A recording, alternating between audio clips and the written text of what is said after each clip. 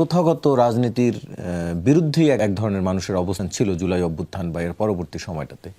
সেখানে মানুষের অনেক স্বপ্ন ছিল, আশা ছিল, যেটি সৌরভ ভাই বলছিলেন, সেই আশা ধরে রাখতে পারেনি। সেটি কি অন্যতম একটি কারণ যে এনসিপি ক্ষমতার স্বাদ নিতে চেয়েছিল শুরুতেই, বা এনসিপি সংশ্লিষ্ট যারা আমরা দেখেছি দুজন ছাত্র উপদেষ্টা হচ্ছে, সেটি অন্যতম একটি কারণ হিসেবে বলছেন অনেক। প্রথম কথা হচ্ছে যে রাজনীতির প্রথম এবং প্রধান জায়গাটা হচ্ছে ক্ষমতা। ক্ষমতাবান হচ্ছে যেভাবে আপনি ক্ষমতাকে কিভাবে ডিফাইন করেন তার উপরে ডিপেন্ড করে। এটা ক্ষমতা মানে হচ্ছে এরকম হতে পারে যে ক্ষমতায় গিয়ে ভোগবিলাস করা, আর ক্ষমতা এরকম যে ক্ষমতাকে দায়িত্ব হিসেবে নিয়ে মানুষের ভাগ্যের পরিবর্তনের জন্য কাজ করা। দুইভাবে ডিফাইন। প্রবলেম হচ্ছে যে এখানে হচ্ছে যে ফকিন্নির পোলা যাতে উঠলে সবারই সমস্যা, শব্দ মানে যেদিকে যায় সেদিকেই সমস্যা। এনসিপির ক্ষেত্রে এই ব্যাপার। ধরেন নেপালের প্রথমে খবর আসলো যে নেপালের ছাত্ররা রাজনীতি, তাতে আমাদের এখানে খুবই উৎসাহ দেখা গেল যে নেপালে ওরা রাজনীতিতে যাচ্ছে না, পড়াশোনায় ফিরে গেছে, তোমরা কেন রাজনীতি করো, ওরা ভালো তোমরা। আবার এখন যখন নেপালে ছাত্রদের দল কিংবা ছাত্রদের সমর্থিত দল রাষ্ট্র ক্ষমতায় গেছে, তখন ওরা পারলো তোমরা কেন পারলো। ব্যাপারটা হচ্ছে মানে ব্যাপারটা বুঝছেন না, এই যে ধরেন তথ্যগত মানে কি বলে যে ন্যারেটিভ নির্মাণ করার যে জায়গাটা, সবই মিডিয়ার মাধ্যমে আসতেছে। ন্যারেটিভ নির্মাণ করার যে জায়গাটা, এই জায়গাটা খুব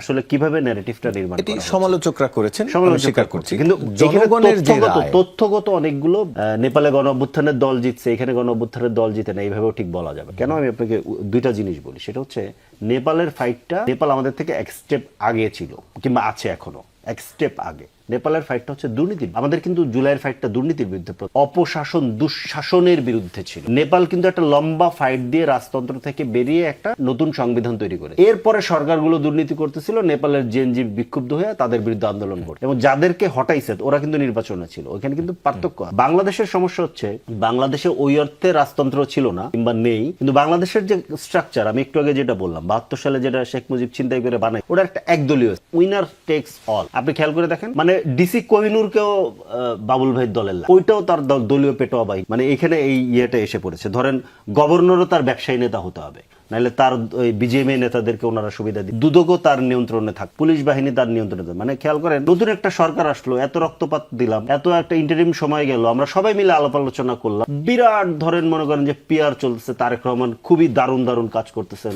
সিগন্যাল ছাড়া গাড়ি নিয়ে চলতেছেন, আজকে ফ্যামিলি কার্ড দিলেন, দারুণ দারুণ গিমি। বাট পুরনো পথে নতুন সরকার। আপনি খেয়াল করেন গভর্নর, ওই যে ডিসি কোহিনুর, আপনার মানে ডিসি কোহিনুর কি, ডিসি কোহিনুর তো একটা কন্টিনিউশন। ডিসি কোহিনুরের পরে হারুনার বিপ্লব, নতুন হয়েছিল মাসুদ। এখন মাসুদ আসলে রিস্কে পড়ে যাবে যে কোহিনুর কি তার পুরনো জায়গা নিবে, কি মাসুদ কন্টিনিউ করতে। এই যে পুলিশকে পেটোয়া বাহিনী তৈরি করা এবং এক একটা রোল মডেল তৈরি করা পুলিশের মধ্যে, এটা পুরনো। এখন প্রধানমন্ত্রী একা একা ধরে হেঁটেও যদি অফিসে, কাঠামো তো পুরো, নতুন সরকার যদি পুরনো পথে হাঁটে তাহলে কাঠামো তো পুরনো। এই কাঠামোগত পরিবর্তনের জায়গাটা ওইটা হচ্ছে বাংলাদেশ প্রাইম জায়গা। ওইখান থেকে নেপাল কিন্তু অলরেডি উত্তরণ করে। বাংলাদেশের কাঠামোগত জায়গার ভেতরে এখনো এক ধরনের রাজতন্ত্র। না হলে এটা নিয়ে কেন এত ভিউ হয়, কিংবা এটা কেন আমাদের বাবুল ভাইদের নেতারা এত বেশি ধরেন এটা আনে যে প্রধানমন্ত্রী রাস্তায় চলছে। প্রধানমন্ত্রী রাস্তাতেই চলার কথা, উনি তো উড়ে উড়ে চলবেন না, ওনার তো রাস্তাতেই চলার কথা। এটা কিন্তু কেন বেশি আনছে, কারণ প্রধানমন্ত্রী একটা রাজার মতো ব্যাপার, উনি রাস্তায় চলছে, তোমরা এটা দেখছো না, এটা একটা ডিফারেন্ট কালচার। তো বিষয়টা তা না।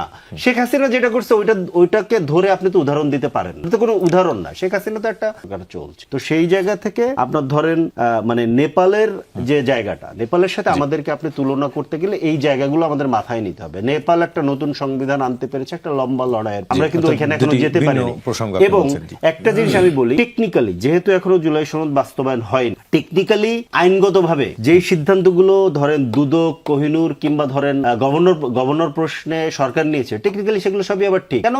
কারণ আপনি তো পুরনো রাষ্ট্র ব্যবস্থার মধ্যে আছে। শেখ হাসিনা যতটুকু পাওয়ার এনজয় করতেন, জনাব তারেক রহমান একই পাওয়ার এনজয় করেন। ইনফ্যাক্ট টেকনিক্যালি উনি বেশি এনজয় করেন। কেন? কারণ শেখ হাসিনার এগেনস্টে বিএনপির মতো শক্তিশালী বিরোধী দল ছিল।